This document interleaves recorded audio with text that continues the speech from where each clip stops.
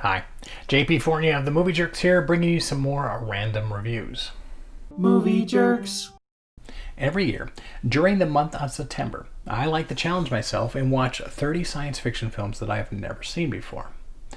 This year, because I am doing the random reviews, I have a list compiled of the movies I've never seen. I have segregated them into the genre of science fiction. Actually, Letterboxd did that for me. But what I'm going to do is we're going to spin the wheel again of movies, pick the poster button, and the 4 movies that come up are the 4 movies I am watching. And I got Hands of Steel. Looks like pretty interesting. End of the World. That looks creepy. The Vision 19.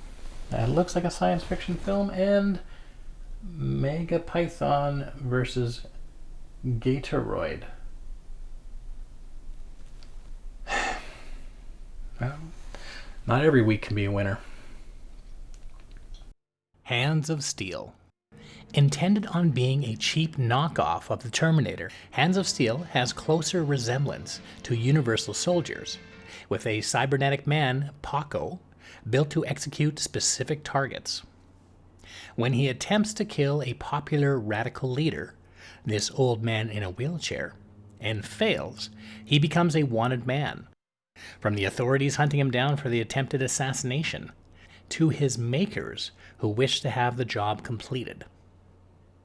Our protagonist takes shelter in a small-town bar where he butts heads with local bullies who wish to arm wrestle him. To intimidate Paco, our arm wrestling bullies write a mean letter on a roll of toilet paper and throw Paco the roll. If you're shitting in your pants, clean your ass with this. Oh, that's a good one. He returns the favor by writing his reply on a granite stone counter, breaks it, and throws the massive chunk to his opponents. This only makes Claudio more angry. Sure, it doesn't clue him in that Paco has superhuman strength, along with his poor penmanship, but that just makes Claudio want to arm wrestle him more. On the same day that Paco is set to have a match with the strongest man, the barmaid, Rachel, gets a phone call requesting for her assistance with a tow truck to save some children who ran off the road and are hanging on a cliff. After she hangs up, Paco volunteers to help rescue the kids in the car, which gets him captured by some baddies and dragged across the desert on a rope, then strung up like a prize fish as they whack him like a dusty carpet. Now, there's no way that the bullies knew the conversation that happened after she hung up. So that means that this awful prank and torture was meant for Rachel.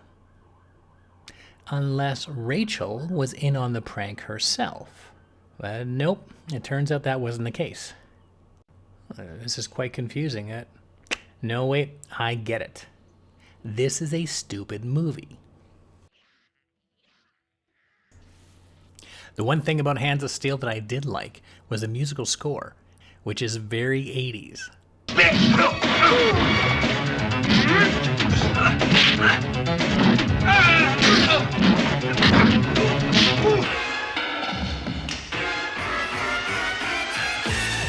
Besides the 80s nostalgia, you'd be better off rewatching Terminator, or Terminator 2, or even any of the Universal Soldier films.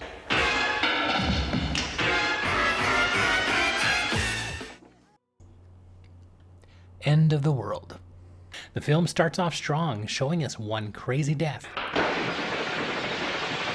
Plus not just one Christopher Lee, but 2 Christopher Lees. But after the opening, the film slows down tremendously as we get to meet our protagonist, a scientist who thinks he has a message from the stars. He, with the help of his wife, go to hunt down this message to find out what the aliens are telling him. This leads the 2 to be kidnapped by another group of government employees that also listen to the stars for messages. And luckily, they recognize each other. What in the devil are you doing snooping around here? You could have gotten killed. Yeah, I believe it. I wish I could tell you, but I can't.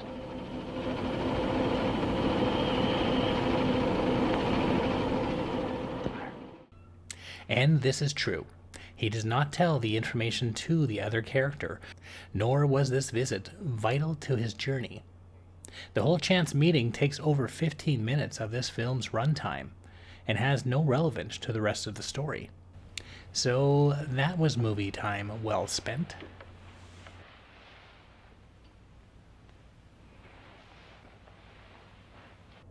Later on, they are also captured by some aliens posing as nuns. Christopher Lee, the head priest, explains that the aliens have learned how to clone humans and adapt their bodies. And they require a particular gadget to help get them back to their own planet. And they would like to leave soon because Earth is dying. The aliens keep his wife hostage as a bargaining chip, forcing our hero to go retrieve the gadget that they require to get off this planet.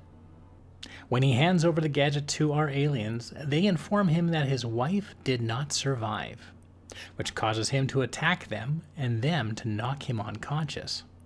They bring his unconscious body back to their base, where he finds out that she is still alive.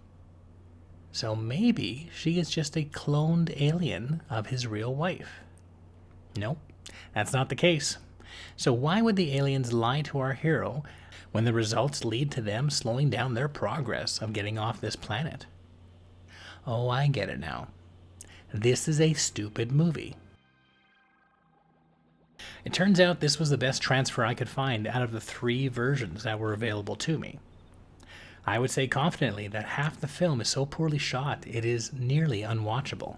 The easiest to view segments come from the stock footage of Mother Nature killing off humanity with her massive storms, her crushing floods, and of course, what Mother Nature is famous for, her exploding water dams.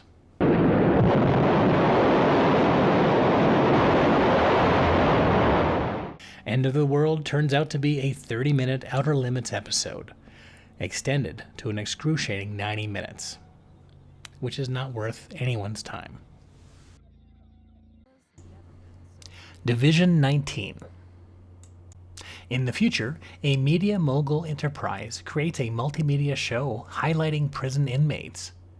Our protagonist, Hardin Jones, has become a worldwide sensation as a prison fighter. When he escapes, he finds out that against his will, he's become a celebrity. Therefore, everywhere he goes, he is recognized by everyone. And with the skies being surveillanced by drones, there's nowhere he can hide. To regain his freedom, he's got to get off the grid and change his whole image, and stay in hiding the rest of his life. But when his brother falls into the same pattern, becomes a prison inmate and now a celebrity, Hardin must come out of hiding to rescue his brother before it's too late. Sounds pretty good, in theory. But this film that advertises a prison fighter trying to regain his freedom, being hunted by everyone, we barely get any action. Sure, we do get a boring fight scene in the middle of the film. It's very short and it's poorly choreographed. And the film does start off with some parkour. But what follows is a lot of sitting around, talking low-grade philosophy with other people off the grid, and plenty of sequences of Hardin contemplating his life in silence.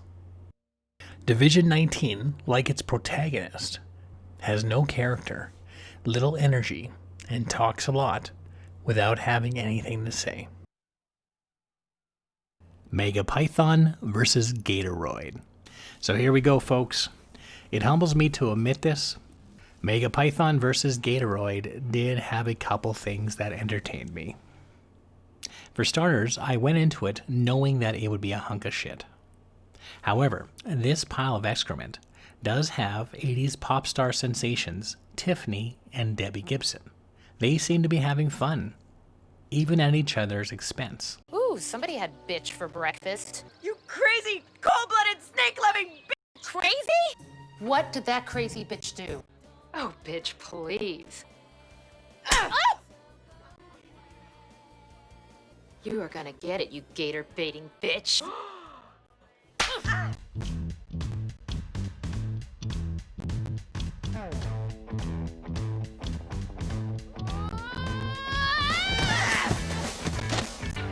Give it to me!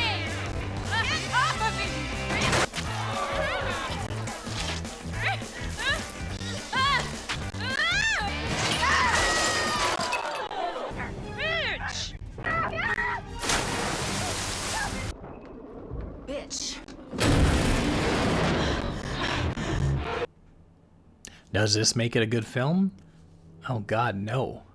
The film still has the expected terrible acting, bad side characters, painful to look at CGI effects, and a script that couldn't even pass a grade 5 level of understanding science. But what the film does offer us is one kick-ass action hero, Angie Polk.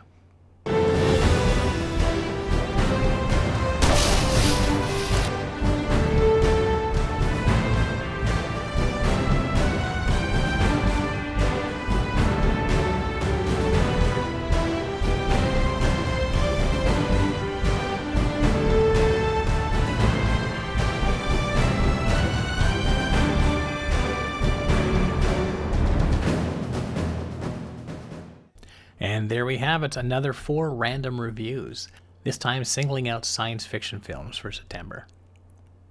If you've seen any of these films, feel free to give us some comments in the comment section. If you're curious about the Movie Jerks, you can go to www.themoviejerks.ca.